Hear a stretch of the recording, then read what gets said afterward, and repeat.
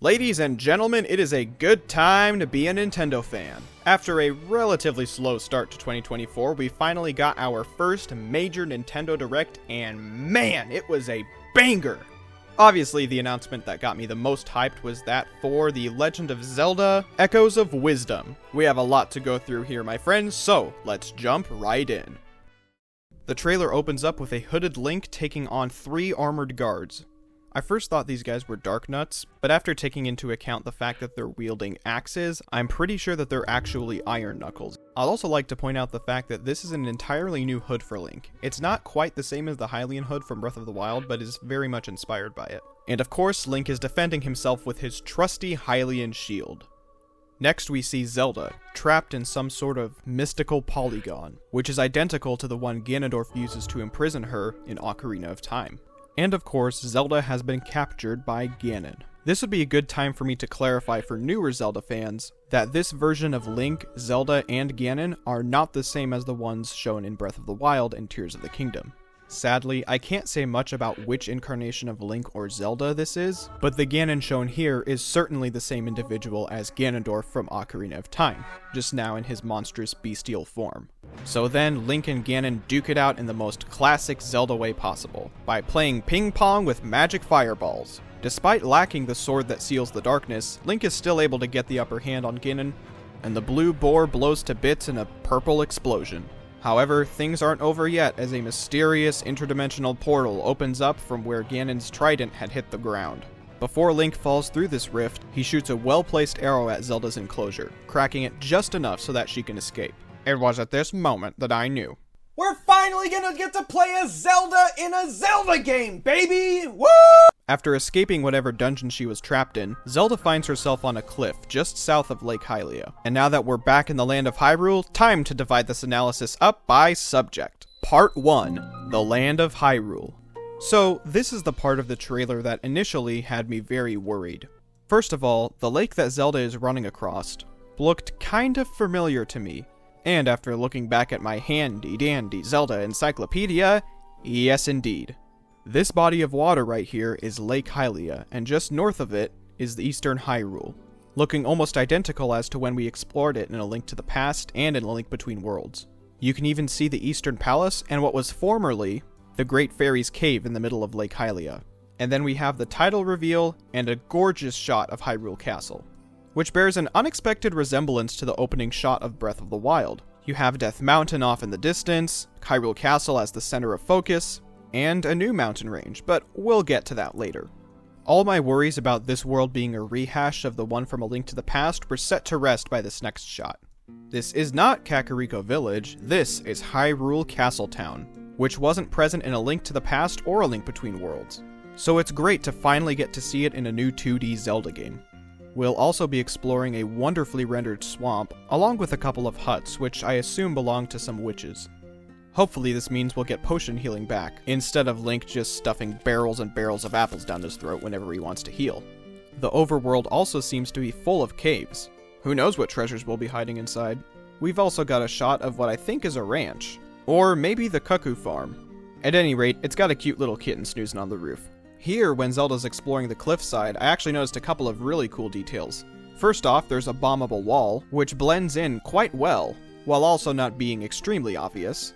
And then the forest that Zelda walks by is covered in some blue fog, and judging by the fact that the Deku tree shows up later in the trailer, I wouldn't be surprised if this housed the Lost Woods. And if that's the case, this forest seems to be located right at the foot of Death Mountain, just like how it was in Breath of the Wild. This clip here, though, is probably my favorite. Instead of the Southwestern Desert just being called, well, the Southwestern Desert, it looks like it is now officially the Gerudo Desert, as this person right here is unmistakably a Gerudo warrior. And with this being the case, this is actually the first time we've seen the Gerudo in a 2D Zelda game since Four Swords Adventures, a game whose placement on the Zelda timeline continues to boggle me to this very day. Later we have some shots of Zelda taking on some moblins in Eastern Hyrule, exploring a dry mesa that seems to be inspired by the Gerudo Highlands from Breath of the Wild, and, much to my pleasant surprise, palm tree hopping in a jungle. I really hope that this is an iteration of the Faron region, as that was one of my favorite locations from Breath of the Wild. This clip of Zelda talking to a Deku salesman seems to be at the foot of a massive cliff, which seems a little bit too steep for Death Mountain, so maybe this will be a completely new area. Finally, let's take a look at the title reveal for the game. As we can see, there's a village off to the left, Death Mountain smoking in the background, and some snowy mountains off to the right, which I should note were not present in A Link to the Past or A Link Between Worlds. I could see these as being one of two things. Given that there's two peaks up at the top, this could either be Spectacle Rock, a location that has been present in multiple Zelda games, although hasn't really held any significance since the original Legend of Zelda, or this might be a rendition of the Hebra Highlands from Breath of the Wild. Either way, while we do have several familiar landmarks, it looks like there's going to be enough new locations to keep the world of Hyrule feeling fresh. Alright, time to talk about the bad guys.